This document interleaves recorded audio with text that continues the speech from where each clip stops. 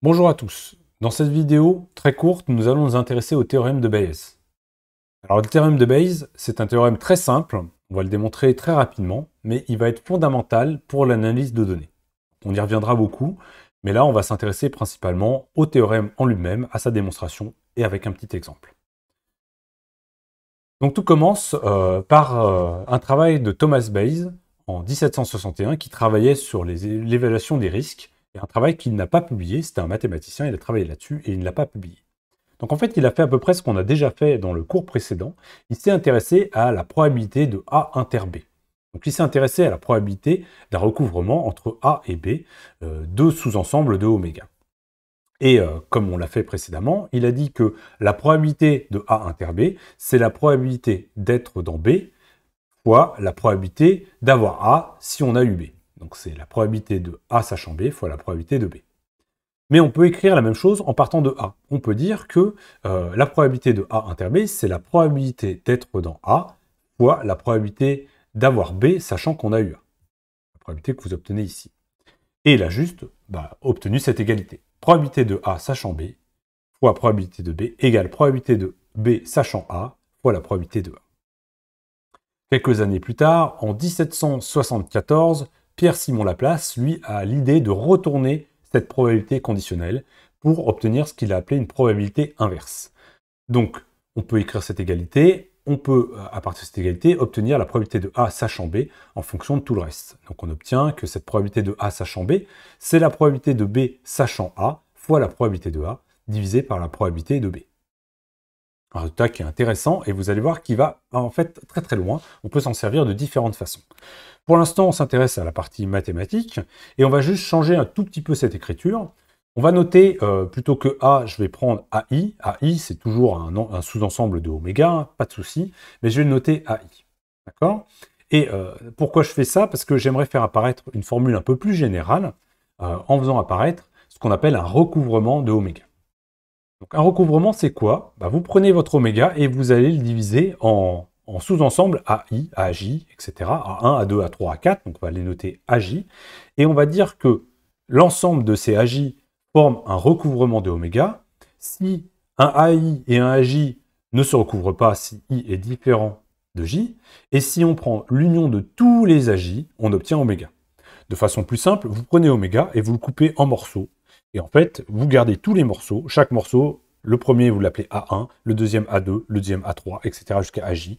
Et en fait, vous avez créé un recouvrement. Si vous faites ça, vous pouvez écrire la probabilité de B. La probabilité de B, c'est égal à la probabilité de B inter oméga, puisque oméga, c'est l'ensemble total.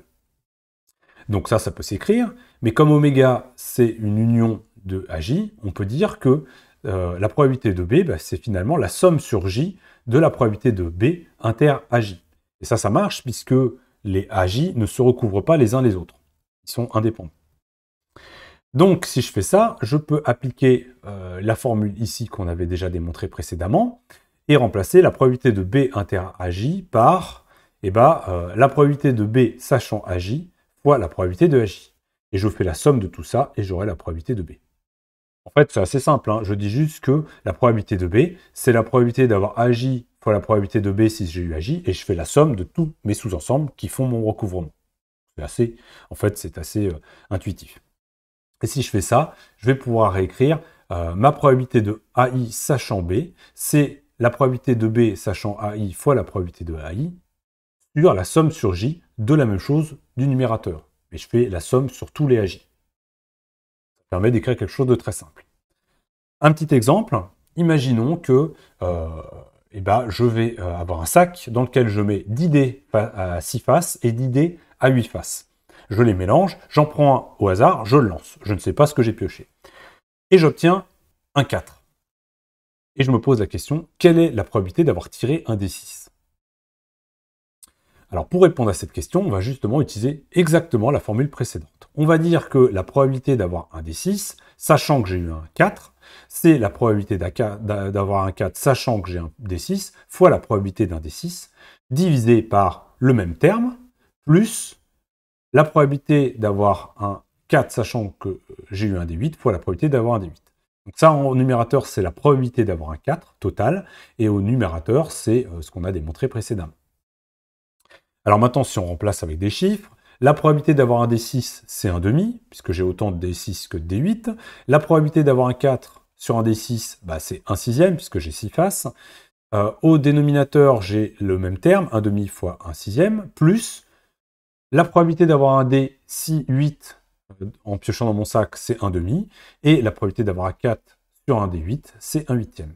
Et j'obtiens, si je calcule la fraction, 4 septièmes, c'est-à-dire autour de 57%. Donc si vous piochez un dé aléatoirement et que vous obtenez un 4, vous avez 57% d'avoir pioché un dé 6 plutôt qu'un dé 8. Alors c'est un peu troublant, mais c'est la probabilité. Mais imaginez que, par exemple, vous prenez un dé, vous le lancez et vous obtenez un 7. Vous voyez tout de suite que la probabilité d'avoir un dé 8, elle est de 100%, puisqu'on ne peut pas avoir un 7 sur un dé 8, sur un dé 6. Donc bien sûr que le fait d'avoir un résultat vous informe sur le dé que vous avez pioché. Voilà, donc voilà une utilisation du théorème de Bayes. Et on va voir que ça peut aller beaucoup plus loin dans une prochaine vidéo.